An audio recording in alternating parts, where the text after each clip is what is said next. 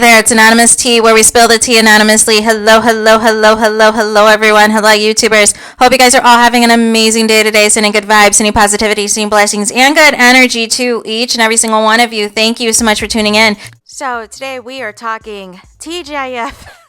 Because again, this is just, it's just so much going on, you guys. There's so much tomfoolery. There's so much fallout and all of the things. But in this particular video, we're going to be talking about some comments that Armon has made. Because it seems you guys want him to respond to the leaked Zoom calls that have come out. And I'm not sure why. Exactly. So he says the following on Twitter. He says that he is done with the TGIF mess stuff. I've said what I said and moving on. And then on his community wall on his YouTube page says, all the info is out there. Stop asking me about it, please. So nonetheless, in a yawning emoji. So my question is, why are people looking to Armon to respond to anything? He gave his response in his response to the Funky Dineva and Carlos King interview, which got validated and backed up by Claudia Jordan calling in later on in that same live, as well as the two leaked Zoom calls. So why are you begging Armon to say something about the leaked Zoom calls when it proves the point that this is not Armon's fault? It proves the point that everybody that wanted to say, oh, Armon should be the scapegoat of all of this, he ruined this, and he sabotaged, he fumbled the bag, and blah, blah, blah, blah, blah. Well, no. Both Zoom calls show that there was messiness before he got there and messiness while he was there, and there's still messiness going on now. Well, after the show's been canceled and removed from Fox Soul. But here's the thing. Some of you also think this might be a publicity stunt. Oh, no. If there's budget cuts, you guys, and, you know, the executive producer cannot get anybody in line and can't establish the appropriate authority and command and demand the respect from the people that she is employing to have this platform, there's no way any of the higher-ups are going to be like, you know what? We should bring the show back because it's creating all this buzz, it's creating all this viewership and all these things. No.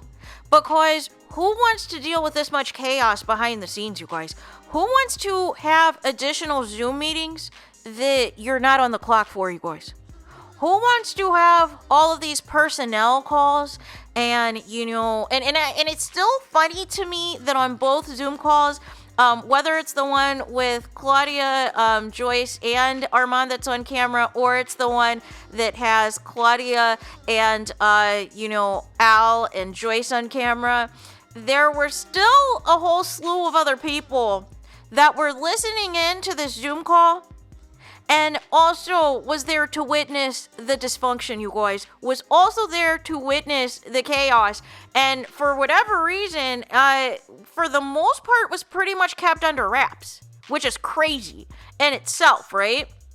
Because we didn't really know of any issues of any sort. We would see the messiness in some of the episodes of TGIF, but we didn't know any of the behind-the-scenes stuff. The first person to allude to there being any behind-the-scenes stuff issues was Funky Dineva when he announced his departure from the show. And then that's when, really over this last, 9-10 months was really when we started to look at a little bit more into a microscope of what really is going on at TGIF.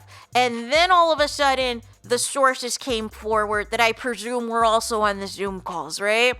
And then they started to provide context that yes, there was some infighting, yes, there was some issues, the on-air talent doesn't get along, and blah, blah, blah, blah, blah. And then, of course, there was the controversy on, Funky Dineva, he made it seem like at first everything was on the up and up.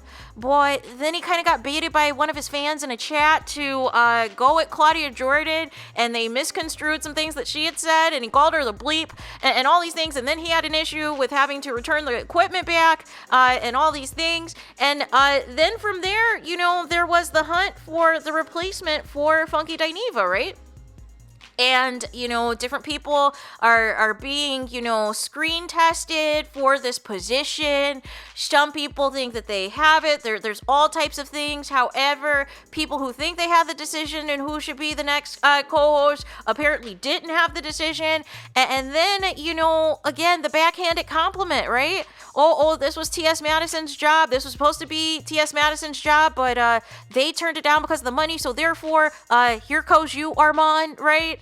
But no, like why can't people just be, hey, congratulations on the position and keep it moving? But no.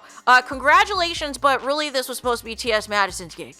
No. See, it was just messiness every single step of the way. And then Armon basically went into an impossible situation, which is if people are already not getting along, if there's already dysfunction behind the scenes, and then you're the new person on the block, obviously people on both sides of the conflict are going to try to pull you by the arms to try to get you to be on their side of things, to try to overthrow the other person off the ledge, right?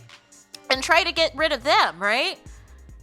And so nonetheless, all this infighting, all these things that take place, I also think that's a factor too why Funky left. I mean, because he couldn't get rid of Claudia, in addition to, the decreased pay and everything else. I think that's the real reason, the real tea, allegedly. But nonetheless, like I said, the pulling in the back and forth of Armon when he gets there, the weird energy with Al Reynolds where he's like, they're going out, they're having a good time, but then on camera, he's like sunning, Armon Wiggins and trying to like haze him and all these things and trying to tear him down and build him back up, like this is the military. like it was just very odd and weird behavior that was taking place, only for us to find out that behind the scenes there was active sabotage going on of trying to get rid of Armon, right? First we find out, which Claudia and Armon admitted themselves, that it started with trying to get Armon, let go because of the fact, they didn't like, Claudia didn't like him at first. They weren't getting along. She felt uncomfortable, blah, blah, blah.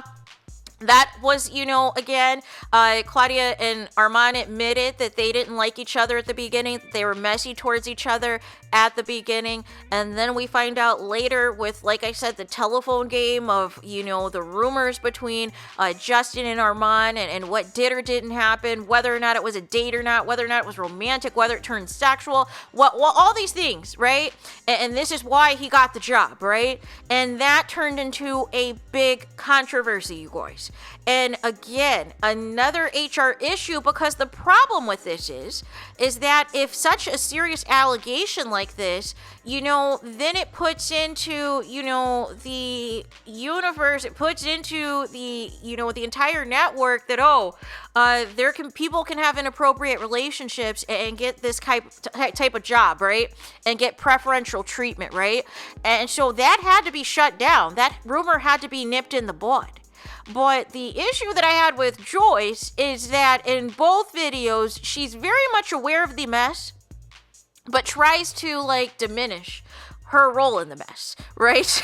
she actively partakes in the mess behind the scenes, but then when it's called out on Zoom in front of everyone, she wants to act like everybody's aware already, or that everybody knows, and then that's when people like Justin call her out and is like, no, you didn't tell me that. You didn't give me that information. You never spoke to me about this. And it's just completely and utterly crazy. But it escalated to the point, by the time Armon is finding all this stuff out, he's checked out. He's pissed off. And again, like I always say, you guys, you can never police how people are going to react once they find out they're being played, once they find out they're being scammed, once they find out they're being taken advantage of, once they find out they're being talked about maliciously and all of these things. You cannot police how they're going to react because everybody is going to react differently. And you're already coming into a dysfunctional situation. You're already coming into situations where everybody's gossiping about each other, not just the on-air talent, but also production and everyone else. Because like I said, everybody top to bottom is at fault. That there's no one person to blame. Top to bottom, this is a complete and utter bleep show. It was never professional from the beginning. And the missing piece, though, now is really just, Al Reynolds' role in all this, right? And how much Funky Dineva knew or didn't know, right? But he knew something to go the extra mile to protect Armon, and then to follow it up after getting called out to make amends of some sort with Armon Wiggins. So that right there tells me there was more to the story there, as well as his own relationship with Joyce, as well as Al Reynolds being very much aware of several people dragging him right now, very much aware that the Zoom call is out to the masses, and is canceling his YouTube show episode for the day, and is supposed to be coming back tomorrow, is turning off his comments on the gram, but still trying to post vacation footage and make it seem like everything is fine, that nothing is going on, as you are standing right there in the middle of the fire, in the middle of the explosion, in the middle of the house burning down, and you are implicated. And now, like I keep saying, until I'm blue in the face and you're blue in the face, it makes sense why Al Reynolds would not speak out and would not come out and defend himself and would not come out and provide any receipts, because this is damaging info. This is damaging info. And here's the thing. For those people that are like, oh, well, we need to find the rest of the Zoom and expose Armon, expose Claudia. No.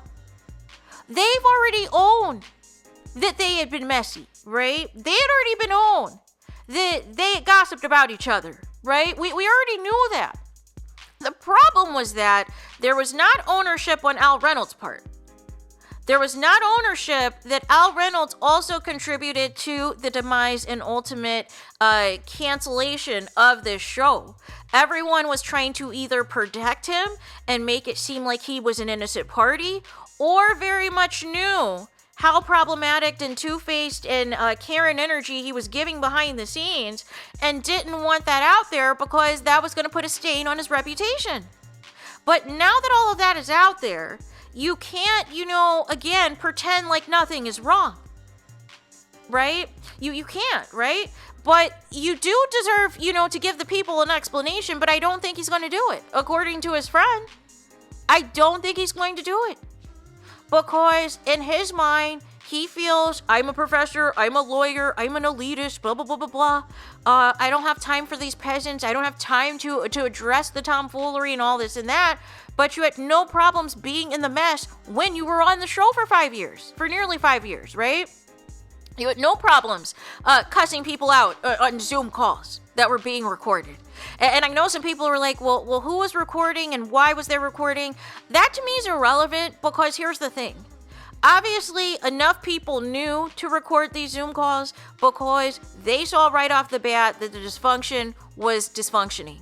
And they knew at some point in time this was going to blow up, and they wanted the receipts available in the event that they became the scapegoat. And that's all it is. That is all it is, you guys. Because if somebody came out, and just said with no receipts, with no corresponding, proof all this time, oh yeah, there were all kinds of issues, we didn't get along with so-and-so and this and that, but nobody ever provided receipts, right? Well, now the receipts are out there because thanks to this Carlos King and Funky Dineva interview, right? Where it was all, we're disappointed in Armon. Armon is immature. Well, it looks like there's a lot of people who are immature.